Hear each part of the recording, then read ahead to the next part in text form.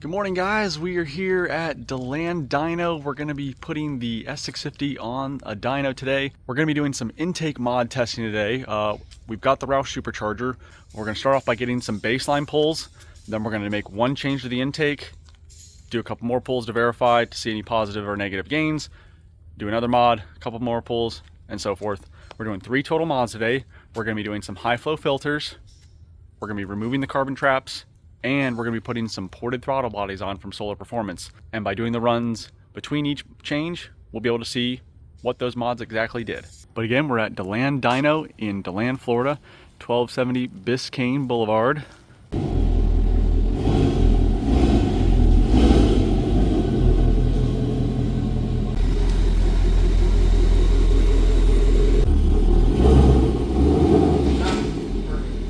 Car's getting strapped up on the dyno right now. This is a dyno jet. There it is, guys. All right, so again, like I said, we're swapping out these paper filters for some high flow filters. We're gonna be removing the restrictive carbon traps inside the intake tubes, and then we're gonna be putting some ported throttle bodies on from Solar Performance.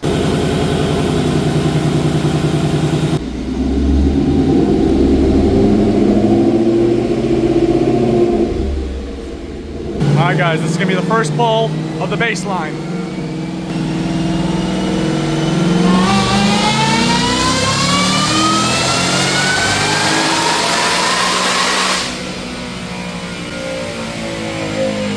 So we are doing standard smoothing, 667. As you guys know, when we were at VMP, it did 678. Let's see where it cut out. Yep, cut out about the same time. All right, guys, so we're changing it over from standard to SAE smoothing.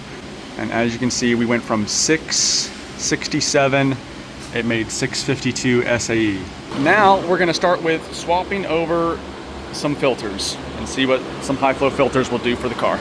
All right, so here are the high flow filters we are gonna put on the car now. This should suck in a lot more air, especially with this exposed area in the center. And just like that, less than 5 minutes later, we've got both filters installed. So again, these are high flow filters compared to the stock paper filters. You see you've got way more filter area, especially on the inside. There is no inner cone on the stock filter. So these should definitely net some good power gains. And the fact that they're red looks nice with the Roush there. 93 fuel, high flow filters, stock exhaust, car still has the carbon traps, stock throttle bodies.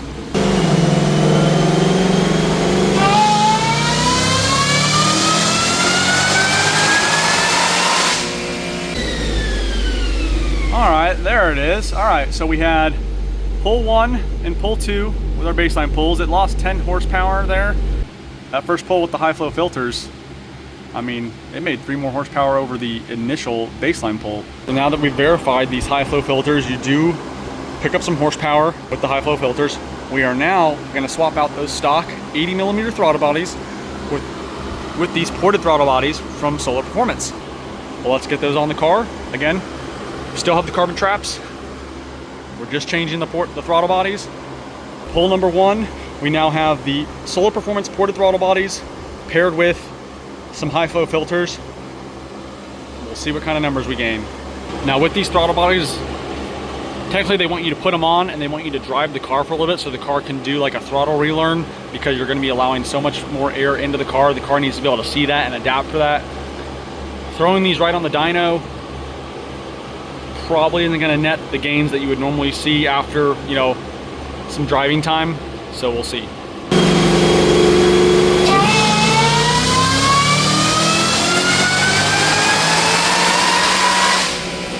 All right, so the first pull with the throttle bodies, we actually made less power than the first pull with the air filters. So now we're gonna do a second pull to see if the data correlates to where we lose 6 to 8 horsepower or stay relatively the same.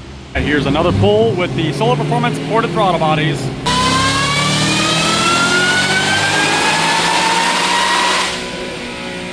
Just made 7 more horsepower. So the car, just in that short amount of time, we ran it a little bit and it definitely learned a little bit. So, all right guys, this is our last intake modification we did.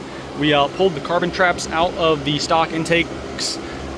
We put the stock throttle bodies back on just so we get you real data of what you would do if you just did the filters and the carbon traps, along with the throttle body, kind of the data being inconsistent. The horsepower, it made more, it made less.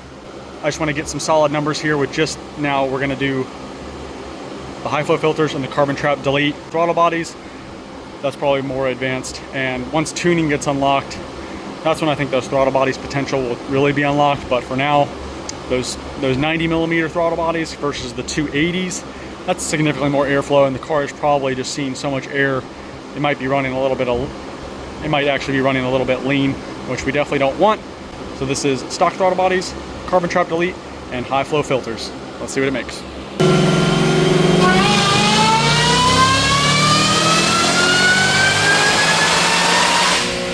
All right guys, here's our top pull of each modification.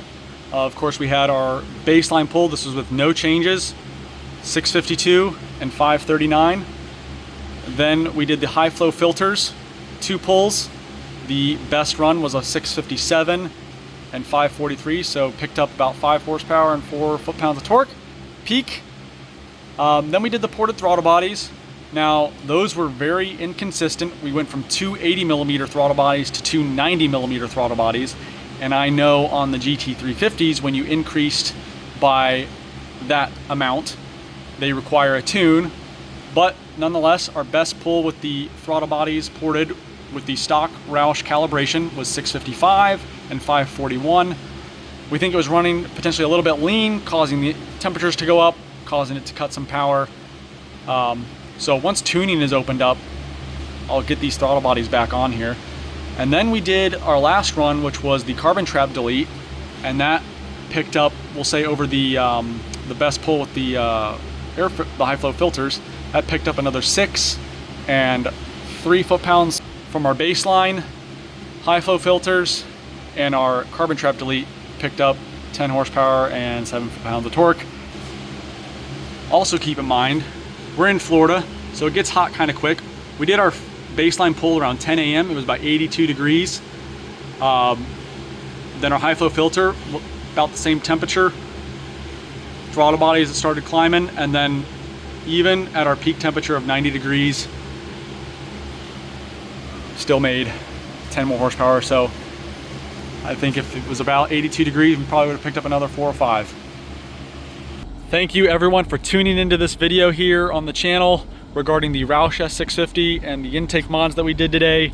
So we started the day at 668 standard horsepower, 652 SAE, and we ended the day at 663 SAE horsepower. However, the ported throttle bodies, I should have already known this from working with Solar Performance on the GT350. Once you go to a certain size of throttle body, you do need a tune to calculate for the increased airflow. On the GT350, when you go from an 87 to a 95, which is an 8 millimeter diameter increase, you need a tune for that. Well, this car has stock 80 millimeter throttle bodies, and we put 290s on it. So that's a 10 millimeter increase in diameter on each throttle body. So definitely needs a tune, and that definitely explains why the horsepower numbers were kind of all over the place, just because tuning is not open for that. So either A, with the throttle bodies, we need to decrease the size on both of them, maybe go down to 84s or 85s, or once tuning gets opened up, we'll be able to re-verify all this stuff and see if there's any gains to be made. Maybe porting the supercharger intake snout, that twin snout that goes into one, maybe porting that along with it, and some tuning. Who really knows, guys, because like I said, right now tuning just isn't available. But definitely, if you've got the ROUSH Supercharger, definitely get some high flow filters, delete your carbon traps, and you'll definitely pick up 10 to 15 horsepower. If you want to see some more testing with the Roush S650, definitely drop comments down below. What do you want to see? We still have exhaust stuff that we can do.